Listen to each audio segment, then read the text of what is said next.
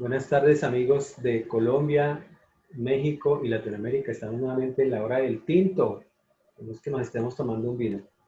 En la hora del tinto hemos invitado a grandes amigos, grandes colegas, orientadores de diferentes partes del mundo. Hoy tenemos una invitada muy especial, la maestra Fabiola Macías de la Universidad de Guadalajara en México. ¡Viva México! ¡Viva México! Acabamos de pasar nuestras fiestas patrias. Qué bien, qué bien, qué bien por eso. En esta ocasión le hemos pedido a Fabiola que con base en un artículo muy interesante que ella está escribiendo para la revista Orientación, les cuente a los padres de familia y a los estudiantes que están saliendo, que están egresando en medio de esta pandemia, una situación bastante atípica que como que hace 100 años no se presentaba. Dicen, bueno, ya estamos a puertas de terminar el bachillerato, que aquí en Colombia es hasta el grado 11, en la educación media grado décimo y undécimo, y la realidad sea dicha, la verdad sea dicha, muchos no están preparados para el ingreso a la universidad, la educación técnica, tecnológica universitaria. Y lo que es todavía más paradójico, algunos que sí están preparados no tienen esa posibilidad de acceder porque nuestro país tiene un mínimo de educación pública, entonces lo cual dificulta muchísimo este ingreso. Entonces, la maestra Fabiola ha planteado el tema de, bueno, un tipo de orientación específica para esos muchachos en esta situación, para sus familias, y pidiéndole que nos comente un poquitico acerca de su trabajo en la universidad y que nos dé un poquitico de respuestas a estos padres un poco angustiados con la pregunta de este año vale o no vale, cuenta o no cuenta, aprendieron o no aprendieron, ¿será que les va a ir bien? ¿Será que no les va a ir bien? ¿Qué hacemos? ¿Qué les dirías, Fabiola? Bueno, pues agradecerte, Amílcar, el compartir este espacio y compartir también experiencias de nuestros contextos. Creo que aunque Colombia y México están un poquito lejos, estamos muy cerca en cuanto a situaciones, condiciones y sobre todo el tema de la pandemia, ¿no? Que ahorita pues creo que es un fenómeno global que todos lo estamos experimentando, sobre todo, qué bueno que tocas esta parte de la población joven, de los jóvenes, ¿no? Es una población súper importante y que en muchas ocasiones a veces es una población poco escuchada y poco entendida, ¿no? Y tal como lo comentas tú, pues yo he estado trabajando acá desde la Universidad de Guadalajara un tema que es la orientación profesional, la cual precisamente usualmente pensamos mucho en el tema de una trayectoria como muy lineal, Lineal. ¿no? Muy Sí. lineal, ¿no? En donde el chico estudia la educación básica, luego la educación media, luego el proceso superior. ¿Y qué pasa con alguien que no sigue esa ruta, ¿no? ¿Qué sucede con eso? Y a veces causa como miedo, como angustia. Muchos papás se preocupan mucho de que, híjoles, mi hijo, si ya no va a estudiar, si sí va a estudiar, ¿qué va a ¿Qué pasar con hacemos con este su... muchacho un año ¿Qué acá? hacemos? Esa es la pregunta, ¿no? ¿Qué hago con este chico? ¿Cómo voy a trabajar con él? No le encuentro que tenga claro qué es lo que quiere. Ahorita es lo que yo escucho mucho de los papás, ¿no? No sabe qué es lo que quiere, no sabe para dónde caminar.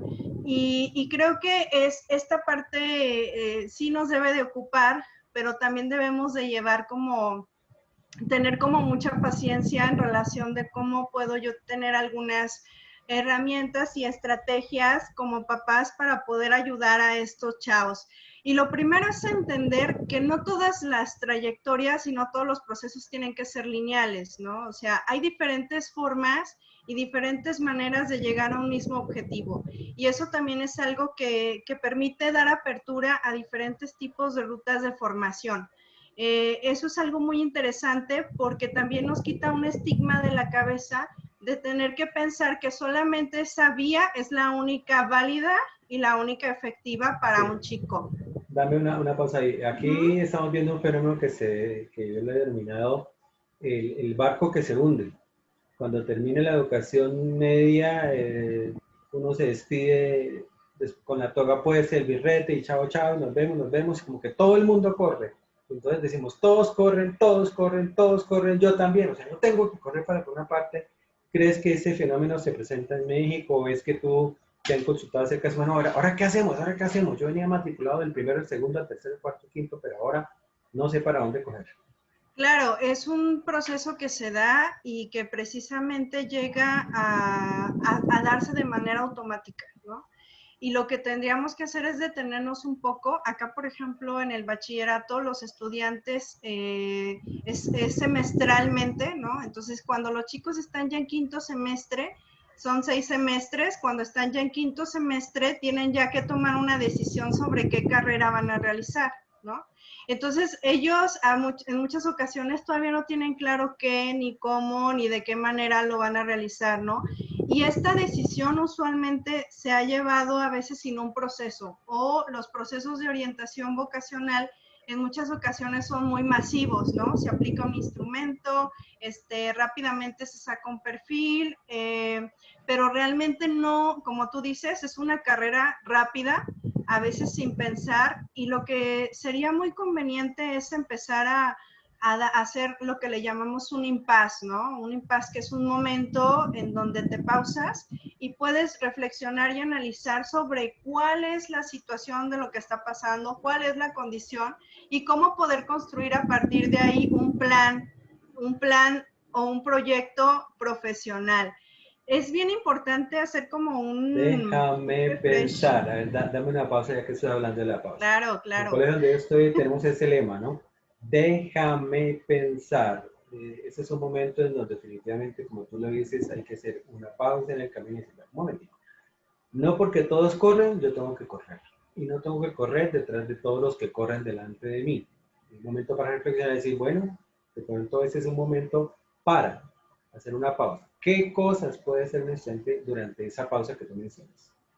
Mira, como papás es muy importante, a veces, bueno, me dirijo un poco a los papás porque ellos hacen una función también como de guía, de soporte, de apoyo, y es muy importante que en esos momentos puedan tener algún espacio para poder platicar, conversar sobre los intereses, las inquietudes que tienen cada uno de ellos, porque también a veces los papás tienen ideas, tienen formas, hay ciertos tabús, mitos y creencias sobre diferentes tipos de formaciones, diferentes tipos de carreras, orientaciones, y claro que hay una influencia muy significativa de la familia, de los amigos y del entorno en la toma de decisiones de una carrera, ¿sí? Aunque el sujeto al final, aunque el chavo al final es quien elige qué carrera va a decidir, está influenciado por todos estos factores. Entonces, realmente alrededor de esa decisión es muy importante que los papás también piensen sobre cuáles son sus actitudes, percepciones y sentimientos hacia otro tipo de carreras, formaciones y profesiones. Yo algo que siempre he intentado dar a entender y a comprender es que en una sociedad se requieren de diferentes tipos de profesionales y de diferentes tipos de carreras y de orientaciones. Entonces, realmente en una sociedad, cualquier tipo de empleabilidad bien realizada, bien estructurada, puede tener bastante impacto. Siempre se escucha mucho en los papás decir que se va a ganar mucho o se va a ganar poco. No sé si lo has escuchado tú eso, Sí, que es sí, algo ok. que dicen. Sí, déjame introducir una pausa ahí y es la siguiente. Bien, resulta que aquí, por ese afán, por esa carrera de ratas, tenemos alrededor del 50% de deserciones durante los primeros semestres. Es una cuestión que en términos económicos, pero sobre todo en términos humanos, es dramática. Saber que del 50% de nuestros estudiantes, antes de llegar al tercer semestre, ya están fuera del sistema. Muchos porque se dejaron presionar, lo que tú decías, ¿no? Oiga, ¿por qué no estudia enfermería? ¿Por qué no estudia tal cosa? ¿Por qué no hace tal eso? Y bueno, por no quedarse en la casa, el muchacho dice, bueno, hagámosle lo que caiga, pues lo que salga, y ese es el resultado. Y por no hacer unas pausas reflexivas, toman la primera decisión, ay, lo que sea más barato, lo que sea más cerca, lo que sea más fácil, lo que no me toque estudiar matemáticas, lo que no toque inglés, lo que no toque hacer mucho esfuerzo, se meten ahí, pero con todo y eso terminan desertando. Y tú mencionabas entonces el tema de la exploración personal, y digamos en ese tema de qué cosas yo debo aprovechar para conocer de mí mismo o reconocer en mí mismo en ese momento de pausa. Sí, así es. Esa parte es muy importante, pero no solo el del joven, sino que los papás o los actores quienes giran alrededor de esta decisión, primero es darle la importancia que merece esa decisión, porque también a veces se ve como un tránsito cotidiano, ¿no? Que se tiene que hacer. No, tú escoge lo que tú quieras y está bien, ¿no? Y entonces a veces el chavo es, ¿qué es lo que yo quiero, ¿no? ¿Para dónde va eso que yo quiero y qué es lo que a mí me está interesando?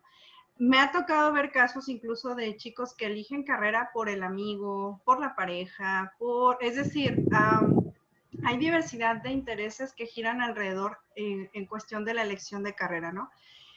Pero algo que obviamente yo me enfoco un poquito más es en el tema de la orientación profesional. Es decir, ¿qué pasa cuando un chico dice, yo ya no quiero estudiar y me quiero poner a trabajar?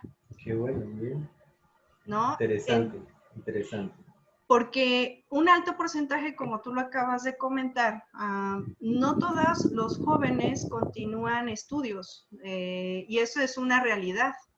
Y a veces lo que hemos como sistemas, ¿no? Tanto yo lo he visto en el sistema mexicano como en otros países, es esa parte de estigmatizar a alguien que ya no continúa estudios, ¿sí? Pero no de Un estigma. preparar, ¿sí? Pero no de apoyar o coadyuvar o orientar a alguien que ya está empezando a decidir insertarse en un proceso laboral. Y eso se puede dar incluso en niveles mucho más básicos, como es la secundaria en nuestro país, ¿no? O sea, jóvenes que tienen menos de 15 años, hasta de 15 a 17 años que ya inician una vida laboral, hasta los jóvenes que ya están por egresar, ¿no? Que estudian una licenciatura y se van a insertar en un proceso laboral. Realmente, ¿qué orientación se da en ese sentido? Y es ahí donde precisamente yo encuentro como esa situación a atender, ¿no? ¿Cómo podemos ayudar a estos chavos a elegir o a orientarlos en un proceso de orientación o de transición hacia la vida profesional? ¿Qué otras alternativas se tienen y hacia dónde hay que dirigir? Porque usualmente cuando un chavo dice, yo ya no quiero estudiar, los papás lo que hacen es forzar al chico a que continúe un estudio. Bien, ¿Sí? ok. Ese es un punto también importante y quiero resaltar lo que estás diciendo. No necesariamente para todos es interesante el tema de la educación superior. Puede que ni siquiera en lo técnico o en lo tecnológico o en lo universitario. Y sí, tal como tú lo ves desde allá, aquí también se presenta, como que está muy mal visto que ese muchacho terminó el bachillerato y no está estudiando, no está en la universidad. Bueno, pero qué bueno pensar esto en el mundo laboral. Te comentaba antes de empezar la entrevista que aquí existen cajas de compensación que hacen un tipo de orientación socioocupacional, le enseñan a la gente a hacer hojas de vida, a presentar entrevistas, a mercadear su trabajo en la web. Pero también tú mencionas en tu artículo la condición de precariedad de estos trabajos, por una parte, y que es tan masiva la situación que ha construido una generación que se le ha llamado la generación mini, que ni estudian ni trabajan, no porque no quieran estudiar, sino porque uno como padre de familia dice, no, usted no se va a regalar allá por 30 pesos empacando bolsas en el supermercado. Yo prefiero que haga cualquier otra cosa, prefiero que no haga nada, prefiero que se quede en la casa lavando platos, pero no que se deje explotar de esa manera. Pero igual el mundo laboral implica unos aprendizajes sociales y unos aprendizajes funcionales. ¿Qué tipo de aprendizajes son necesarios aprender en este mundo del trabajo? Hay una serie realmente ha habido diferentes documentos que marcan pautas, sobre todo se habla mucho de lo que son las habilidades blandas o competencias blandas, ¿no? Que son las habilidades de comunicación, la capacidad para resolver problemas, incluso la resiliencia se ha incorporado como una de las habilidades que los chicos deben de tener para poder afrontar diferentes situaciones. Habilidades muy básicas como el pensamiento lógico matemático, el tema de la redacción, el tema precisamente también del trabajo colaborativo, son algunas de las estrategias o de las competencias que usualmente o de manera genérica varios documentos, incluso tanto quienes trabajan en la capacitación laboral como dentro de los procesos formativos, se resalta mucho que el joven tiene que desarrollar o debe de tener este tipo de habilidades? Bien, le resumimos a los estudiantes aquí lo resumimos en dos grandes aspectos. Uno que son las aptitudes académicas útiles para el mundo laboral, como habilidades comunicativas que se trabajan desde preescolar. La comprensión oral y la comprensión escrita, la expresión oral y la expresión escrita. Yo estoy entendiendo lo que el jefe está diciéndome verbalmente y entiendo detrás de esa comunicación una comunicación gestual. La comprensión oral, la comprensión escrita es entiendo un memorando, entiendo un correo electrónico en el texto, puedo redactar ese texto de manera funcional, puedo expresarme de manera oral y escrita. Esos son, digamos, como los grandes capítulos que sé con toda convicción de que no le sobran a un estudiante que acaba de salir del bachillerato profundizar en estas habilidades comunicativas. Y las otras, las soft skills, las habilidades blandas que tú mencionas, que son habilidades sociales y por ser sociales no se pueden aprender en el tablero, no se pueden aprender en el computador, se tienen que aprender en el mundo del trabajo. ¿Sí? Sí. Tener tolerancia también a la frustración en algunos casos y una serie de habilidades sociales. Y resaltar lo que comentabas, que igual comenta la licenciada Silvia Vázquez de Argentina, el tema de la resiliencia, traducida esa capacidad de entender que el mundo no es como yo pensaba, no es como yo creía, no es lo que imaginaba, dice una canción nuestra acá. Entonces sabemos que existe esa posibilidad de trascender. También he conocido estudiantes que han ingresado a la educación superior 2 años después del bachillerato. Han tomado este tiempo para madurar, para hacer, no sé, un curso de inglés, para hacer un curso de fotografía, para, no sé, conocer un poco la región o el país, y creo que le ha servido en la vida. Entonces, sí me parece muy importante, y te agradezco que menciones ese aspecto de hacer una pausa, pensar en el mundo laboral, bueno, como un tiempo de aprendizaje, no me van a pagar mucho, pero finalmente voy a aprender cosas que son válidas, pero hay unos extremos, ¿no? De lo que comentamos de la precariedad laboral y hasta qué punto establecer un límite con esas condiciones.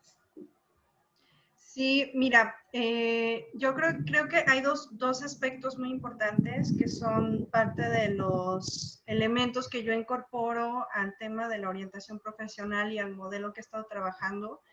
Uno de ellos tiene que ver con el concepto o con la cuestión de la escolarización y de la no escolarización. Realmente nos han metido mucho la idea de que para poder aprender o tener alguna de estas habilidades o competencias que acabas de mencionar, se tendrían que dar en procesos escolarizados. Y eso realmente no es verdad, ¿no? Actualmente podemos adquirir las competencias de diferentes maneras y en múltiples lugares, ¿no? Y ya hay, precisamente parte de mi base, de mi modelo, es el enfoque de competencia genuina de Planas, ¿no? De Jordi Planas, quien establece precisamente esta cuestión en donde realmente no hay un juicio a priori del contexto en donde se debe de adquirir un proceso de formación, ¿no? Este puede ser tanto en un espacio escolarizado como en un espacio no escolarizado. ¿Cuál es el espacio escolarizado? Pues lo que ya sabemos, ¿no? Este proceso lineal de formación, pero pongamos un ejemplo, una estudiante, no sé, de 20 años que es mamá, ¿no? Entonces, usualmente a veces está en una condición que puede ser de vulnerabilidad, de precariedad, ¿no? O sea, se puede estigmatizar esa condición, y más si es madre soltera, por ejemplo, ¿no? Pero sin embargo, esa joven está desarrollando una serie de habilidades de organización, de cuidado, porque está a cargo, está desarrollando una serie de competencias. ¿Qué pasa ahí? Hay un punto muy importante, que muchas veces los jóvenes no saben identificar sus propios conocimientos, sus propias habilidades y sus propias competencias. Y es ahí donde realmente el trabajo del orientador entra en un papel muy importante, porque nosotros ayudamos a ese autorreconocimiento, ¿no? A que la persona se redescubra, pero ya de una manera diferente. No es lo mismo que ella lo vea como una carga o como un problema, cuando en realidad es una habilidad, ¿no? Es una fortaleza que de alguna manera le puede ayudar a la organización, a la estructura, al trabajo colaborativo, ¿no? Eso es por un lado. Y el segundo aspecto que yo quiero resaltar es el tema de la salud ocupacional. realmente no, el joven no entiende esta conducta de autocuidado para la prevención hacia la inserción laboral. Es decir, el joven realmente no piensa en cómo es la condición del trabajo al que se va a insertar. Si bien, si a un mediano o largo plazo ese trabajo le va a generar una afectación en su estado de salud física o emocional, si él entiende cómo está en el proceso de la actividad laboral, es decir, en qué consiste, no conoce la ley, no conoce sus derechos, no conoce sus obligaciones en un proceso de inserción laboral. Y eso impacta mucho en que el joven acepte un empleo en una condición de precariedad. No hay ese proceso de autoevaluación, de poder identificar qué tipo de empleo y de qué manera es la condición en eso. Muchas veces el joven lo que quiere es o piensa en la independencia, en tener dinero en el bolsillo, en comprarse, es decir, son una serie de metas, en comprarse un celular. Hay un muchacho que vendió un riñón para comprarse un celular. Imagínate, entonces tenemos que también, como orientadores, yo en el proceso, pues también incorporo este aspecto de la prevención o el autocuidado con un enfoque de salud ocupacional, ¿no? Es decir, cómo nosotros tenemos que cuidarnos al momento de insertarnos a un mercado laboral, a la elección de un trabajo, ¿no? Entonces, eso también es importante resaltarlo. Ok. Bueno, finalmente, queremos también, yo creo que hacerle la invitación a los estudiantes de Colombia que piensen en la opción de estudiar en otro país. Eso también es válido. Y creo que la Universidad de Guadalajara está también con las puertas abiertas y creo que de hecho tiene estudiantes colombianos Claro, que han visto esa opción. sí, aquí en México los queremos mucho, a todos los chicos de Colombia. Aquí tenemos algunos programas de maestría en los cuales hemos tenido estudiantes. Actualmente yo aquí coordino una maestría en psicología de la salud y también colaboro como profesor en una maestría en psicología educativa. En ambos programas hemos tenido egresados de allá de Colombia, de diferentes lugares. Y bueno, la experiencia ha sido muy significativa.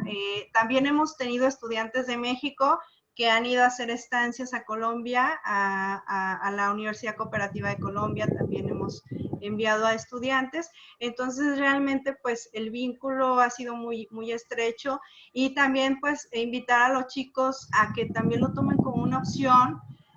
Muchas veces la toma de decisión o la visión es un poco reducida y no pensamos en que quisiéramos hacer una carrera en otro país o en otro lugar. Entonces, bueno, hay que analizar obviamente las posibilidades, los contextos y todo, pero están cordialmente invitados. Bien, muy bien, una opción, y sabemos por las referencias académicas internacionales, una opción de alta exigencia porque sé que ingresan allí los que tienen las mejores habilidades comunicativas, los que tienen unos buenos promedios. Entonces, muchachos, ánimo, si no tienen esos buenos promedios todavía, tienen la opción de un pre-ICFES, un preuniversitario que lo capacite para ingresar a cualquier universidad del mundo.